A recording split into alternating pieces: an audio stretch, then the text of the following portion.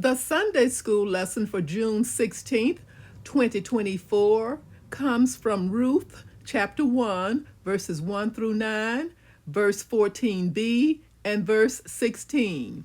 Ruth follows Naomi. Welcome, viewers and subscribers, to my channel, The Backstory and More. I am Audrey. If you are new here, if you are interested in knowing what happens before each Sunday school class, you are at the right place, because I will share the backstory, read the lesson text, offer a brief lesson summary. For the backstory this time, I am asking that you will take a journey over to my newly created page, Sunday School Supplements. When you get there, please subscribe to this channel and help this channel grow one viewer and one subscriber at a time, much like you have done for this channel, The Backstory and More. Thank you in advance for your full cooperation, and I look to see you there. Verse 1. Now it came to pass in the days when the judges ruled that there was a famine in the land, and a certain man of Bethlehem, Judah, went to sojourn in the country of Moab, he and his wife and his 2 sons. Verse 2. And the name of the man was Elimelech, and the name of his wife Naomi, and the name of his 2 sons Mahlon and Chilion, Ephrathites of Bethlehem, Judah. And they came into the country of Moab and continued there.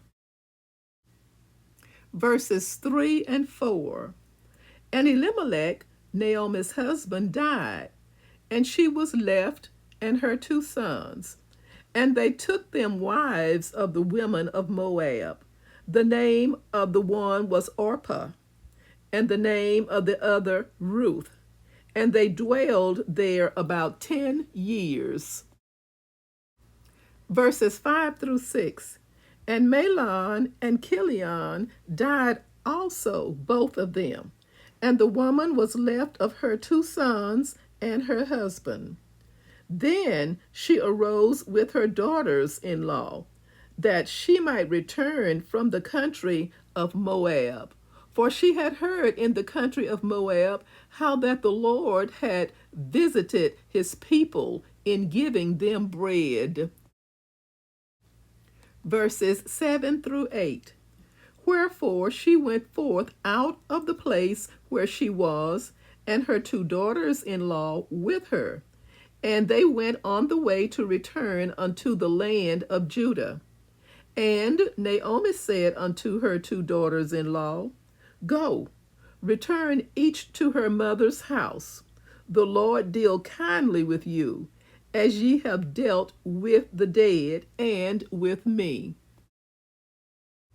Verse 9.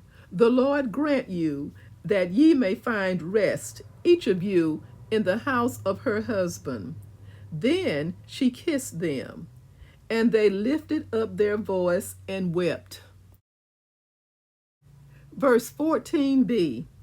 And Orpah kissed her mother-in-law, but Ruth clave unto her. And Ruth said, Entreat me not to leave thee, or to return from following after thee. For whither thou goest, I will go, and where thou lodgest, I will lodge. Thy people shall be my people, and thy God my God. A brief summary. The opening scene of Ruth is one heartbreaking tragedy after another.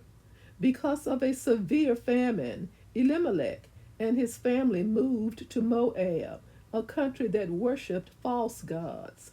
This move meant a loss of community, culture, and even identity. Things soon got worse for the family when Elimelech, the provider and head of the household, died, leaving Naomi a widow in a foreign land. Then a final blow.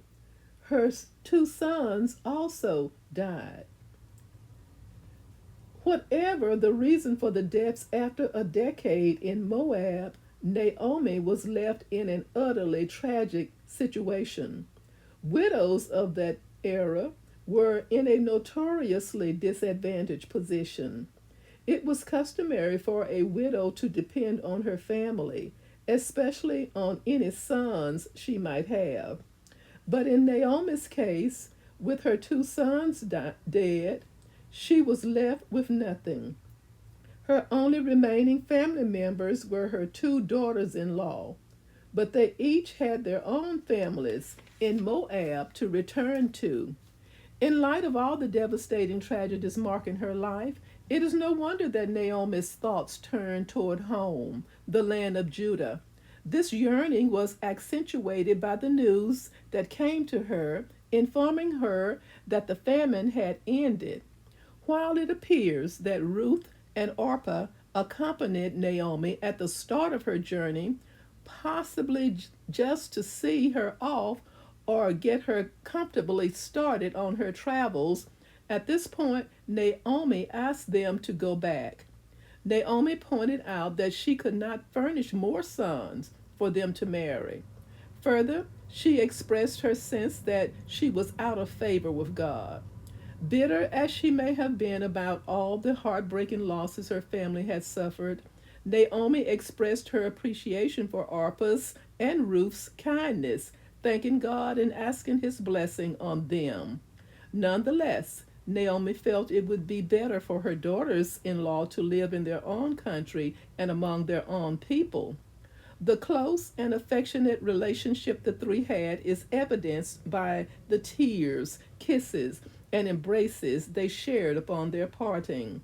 Orpah did as Naomi requested, and as was normative for a widow in that time and culture, she returned home where she would likely receive financial support and could possibly remarry among her own people.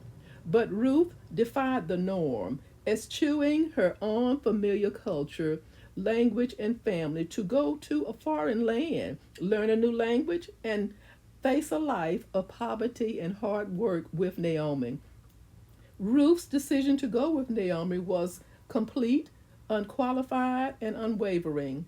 Her beautiful words of commitment in verses 16 and 17, often recited in modern day marriage vows, express the essence of loyalty.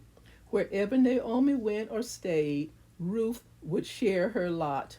Ruth was willing to give up her entire Moabite heritage and identify herself with Naomi's people, the Israelites.